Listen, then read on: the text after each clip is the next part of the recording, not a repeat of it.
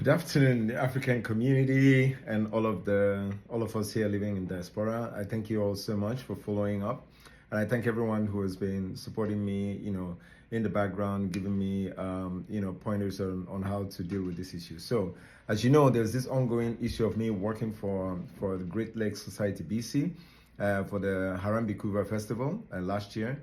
I did the fundraisers and three events for them, and they didn't pay me for my performances and my artistry. They also did not pay me anything for the project management, program management, organization of all the artists and bringing them up on stage. Everything that was done. They didn't pay me for logistics as well.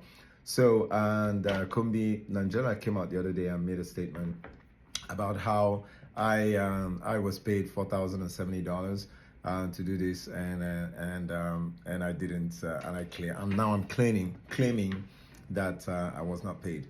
So I'm going to provide some documents. It's going to be real fast. I'm going to show you proof that that information was incorrect, and then I'm going to post the entire document on Monday if we don't reach any kind of negotiation, any kind of agreement this weekend, because I don't want to put anything more thing out there because we're still talking in the background. We try to figure out how to sort this out. I'm really sorry about this because nobody needs this. It's a beautiful day out there. I'm supposed to be out there having fun, playing drums, entertaining people. Otherwise, I'm here, going through my bank accounts, trying to pull up the expense report. So I'm going to show you the expense report, and then you be the judge. Thanks so much. All right, so in 2024, June 3rd, we had a fundraiser, and that fundraiser was in lieu of the festival. So there was a lot of stuff that happened there. So my role in that event was a project. I did some project management work, program management work, and it's all here, all of this stuff. And as you can see, I wasn't paid for any of that. So basically. And I performed as Safari Nights, and I also performed with Jack Drums, on that day. So we all got $100. The belly dance also got $100, which is highly, the unnatural because these people even have a union, and she wasn't even supposed to be doing that, but she was just helping me out on the side. This is not actually what she was supposed to be. So she was just attending and trying to help me out because we've been working together that year. And Jack, my friend, also helped me out a lot. Didn't charge me anything for sound and stage management. And so this is how I managed to do that event, for them. So I basically cut corners, brought my friends to help me to do this. And that was when, I wasn't expecting to be paid for project management here, but I just wanted to, put it down here so that people can see exactly, what it takes to actually do this. And then in the end, turn around not to be paid at all and told to bugger off. So all of these documents, everything is there. So these were the people who were in those meetings, and they were there. They egged me on. They approved everything. They were there when we talked about that. They even made a huge fuss about why I paid the drummer and the belly dancer, because we had a pot and because it's a fundraiser anyway. But I told them in the beginning that these guys need to be paid. I mean, even if it's a fundraiser. So it was up to them to do the promotions. They did zero promotions, did nothing. I was one who did the little promotion that I did, and which means obviously if you don't do a lot of promotions, you're probably not going to be getting any money back. So anyway, and then after that, so after this, there was a message. I have that information. I've already saved it. That if they don't pay me by Monday, I'm going to release it. I'm going to release all the information that's regarding to this event, so that everyone can see exactly what happened. So right here is the Harambee Kuva August 24th and 25th and 31st. This was the event that I did for them. So as you can see here that, I've gone through my bank account, I've selected all the amount that Kumbi said she paid, and, you can see basically all of that amount here. I've written it down, and then I've now basically gone through my account. Basically, that's what you're seeing on the screen now. But and this is the document where I summarized everything, right? So up here you can see, that she paid $100 and $220, and that was $100 was for food for the 3 days for 3 grown people.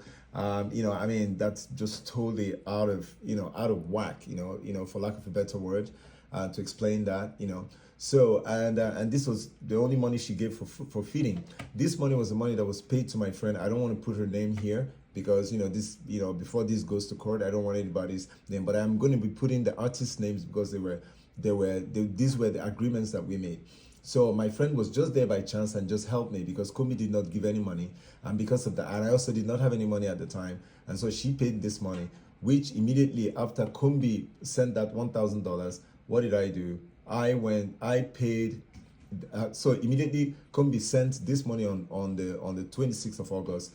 She gave us $100 on the night after the event finished, and while we were going to the Sky Lounge, she gave us $100, and then which I split with Jack, and yeah, I split that with Jack because Noble wasn't around. And this $220 here, I immediately paid it to my friend. So as you can see, that money did not go into my pocket. None of it went into my pocket. And then she put in $1,000, and here are the expenses. We paid DJ TT came and then decided not to work. I mean, if you guys were there on the 24th, you'll find you may have witnessed the brother coming over there to try to hassle me about money. She was supposed to be paid $400 for the 3 events, but then she only appeared for maybe half a day, and I ended up paying her $150. Peter Esse was the replacement DJ who later on did the after party events, and he was paid $200. He was requesting for more. You can all ask Peter how I negotiated with him. I knew he wasn't being paid enough, but of course, that was all the money that we had, so I paid him. So, and this was on the 30th. So imagine, so that's like $1,000 that was provided here, and here are the expenses of that $1,000. There was Longer McQuaid, $409 and $155. There is, money again that was brought in. So this money was coming in trickles. So this is September 5th. You can, guys, please understand that this event happened on August 20th, and usually 24th and 25th. And usually artists, sometimes we negotiate with them and tell them, hey, we're gonna pay you later. We're gonna pay you the moment we get the money. So, and it happens with everyone. And I know a lot of us who have been doing gigs already know about this. So here we go. So as the money was coming in, I was paying. I paid in the cascade, transferred to Norb. And so that money that was coming in was also being paid out. And as you can see, none of that money, all of that money was accounted for from the artists. That none of the remaining, the money that they said that they were, none of that came back to me, and none of that went to Jack. So all of the artists that you're seeing here, you won't see my name and you won't see Jack's name, and that's because we haven't been paid. So this was the gap during which September 12th was a Friday, right? And September 15th was a Sunday, which I usually get paid on September 15th.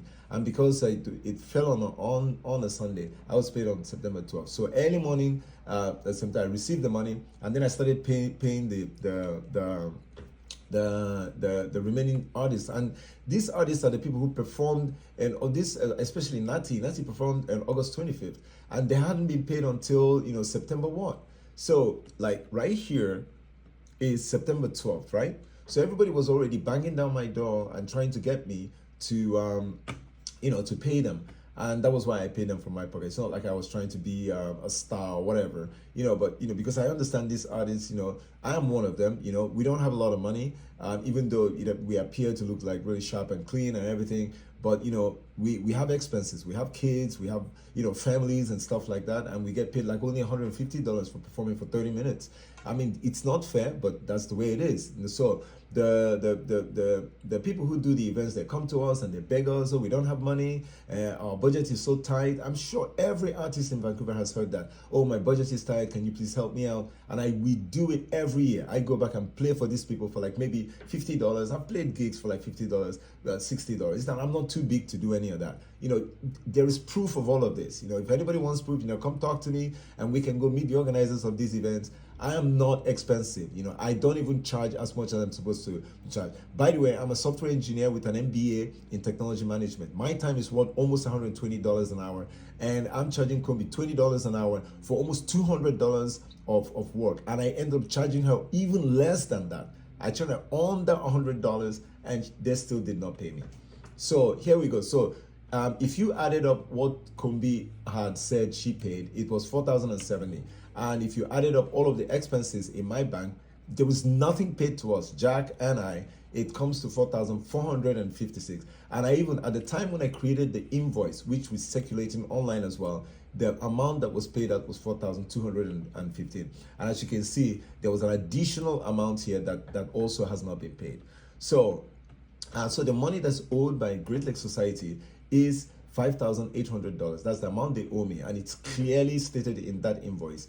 And which in that invoice, $450 of that money was supposed to go to Jack, and $5,350 of that money was supposed to come to me. Why is it that much? It's that much because there is program management, there is the DJ work, there's the MC work, there is the coordination, there is logistics, there is my car which was used, no gas, nothing was given to me. I drove that car, we drove that car all around the city trying to get everything sorted. None of that was paid for, was accounted for. So when someone goes online and starts to brings up a document and reads 3 lines and says, "Oh, no artist came up to complain," it is because I paid them and she didn't.